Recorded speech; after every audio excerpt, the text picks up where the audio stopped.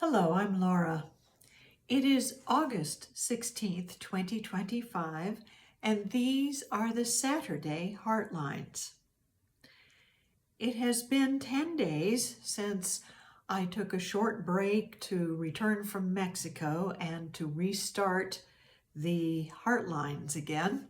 So, what we are looking at today is the past 10 days of one theme, and that is common unity.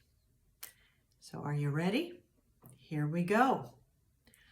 On August 6th, we were back home again and contemplating what each of us can do to make a difference. On August 7th, we looked at the wildfires that are spreading throughout our country and throughout the world and how important it is to care for the earth and to keep our own footprint as small as possible so as not to contribute to the cycle of global warming. On the 8th, we looked at part 1 of tariffs, remembering that we have one source of our good, and that source provides the ideas, that provide the motivation, that provides the actions that help us acquire what we need in life and what we can give to our world. Then we looked at part 2 on the 9th, and that is cultivating international relationships, because with tariffs, international relationships have been a bit strained.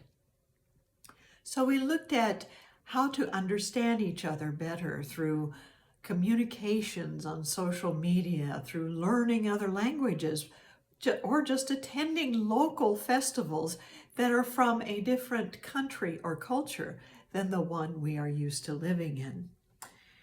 Then on the 10th, after I was in the middle of a protest against ICE raids that don't use due process, we looked at liberty and justice for all who are yearning to breathe free and what we can do to contribute to that.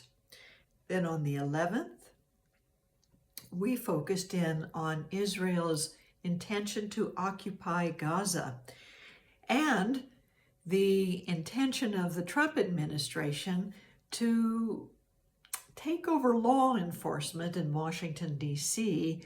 with federal troops and agencies. And this actually has been happening. And how can we respond to that? We can't go out there and fix all of this, but what we can do is start with prayer. We can pray and say and stay. We can say and speak our values in ways that make a difference, writing to our congressman, standing in protests, or just speaking out for what we see as right. And stay connected with others, not just in doing these things, but try to build those bridges across the differences and the gaps. On the 12th, we looked at building bridges through compassion.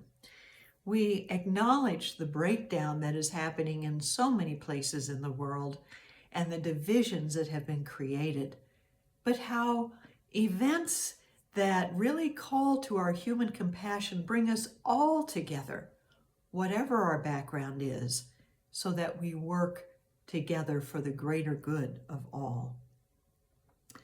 On the 13th, we did a little Wednesday heart warmer, and we did so by sharing an inspiring story in which the first female umpire of the American Major League Baseball League was called up and actually managed her first game at first base as she called the plays through that game. Her name was Jen Powell, and she inspired all of us to try something new. On the 14th, we looked at the effect of gun violence on people's lives and on all of us as we live in a world so filled with it. And we looked at ways we can actually act and use our words wisely to speak for compassion, to speak for love, to speak for non-violence, and how we can contribute to community violence intervention organizations. On the 15th, we had a little fun with Taylor Swift and Travis Kelce, a great romantic story, at least in the US. I think it's a little global too. And the podcast that announced Taylor's new album of the life of a showgirl, and how the general feeling of that whole thing was just being in love with life. And so here we are on the 16th. And what did all of these things have in common? That common unity. Whether it's a great love story for life, whether it's coming together to speak against violence or against oppression, whether it's building bridges of compassion or deepening international relationships, or remembering that we have one source that shows us the way to a better life, or whether it's caring for our earth and sharing the abundance that we have with each other. All of these ways are coming together in common unity, which says to us a simple message. We are in this together. Whatever your politics, whatever your ways of thinking, whatever your beliefs, we are in this together. And if we can find those values where we intersect, even with our diverse voices of how to best express them, we can find ways to synthesize them into one activity that makes a difference for our world. And we're going to start by synthesizing our different voices together in silence as we take on the common value of this beautiful statement. Let's take a deep breath and close our eyes and hold to the truth of this idea. My community completes who I am, and who I am completes my community. My community completes who I am, and who I am completes my community.